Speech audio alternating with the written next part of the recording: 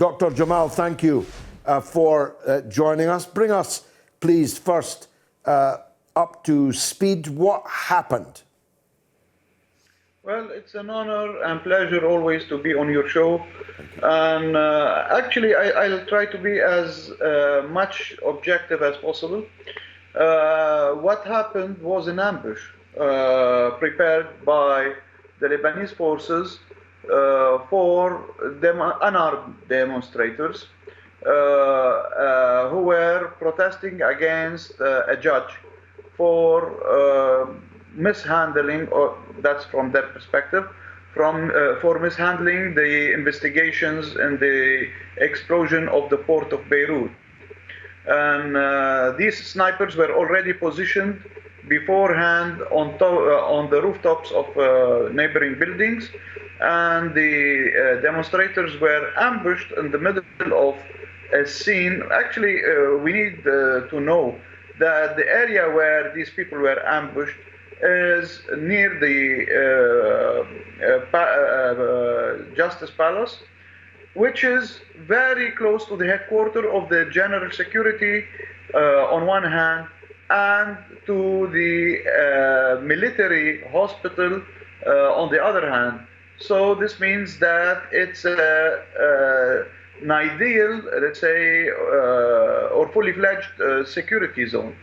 So this poses a question mark on the role of the security agencies, who should have taken precautions with this regard, noting that one evening before the incident, the Lebanese forces commander, Samir Jaja, known for his long-standing history in the civil war and committing massacres and assassinations, has called his supporters to be on alert. So this is what happened, and this led several people were killed by snipers, because all shots came in the head or in the upper level of the body. And even there was a delivery guy who was just passing by, and he wasn't part of the demonstration. Another woman was shot inside her home by a sniper. So there were orders to kill, and I believe that these orders were covered not only by certain Lebanese parties, but they were also given the green light by the American administration, because the Vice Secretary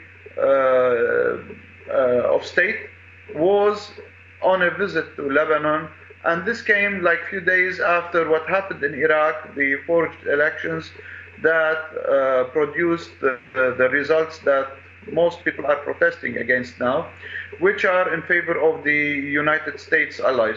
So the United States is trying to force a similar result in Lebanon by instigating its allies in this country to instigate troubles, to corner Hezbollah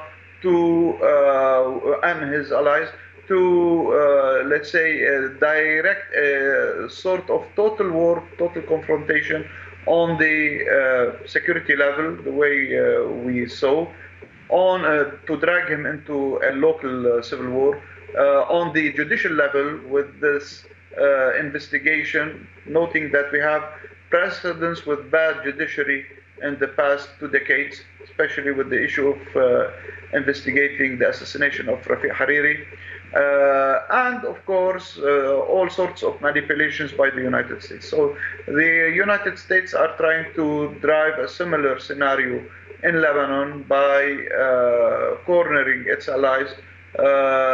So that's why, and we should note also the American declarations, which were hasty in laying full blame on Hezbollah and calling for on the security, let's say, agencies to take action against Hezbollah.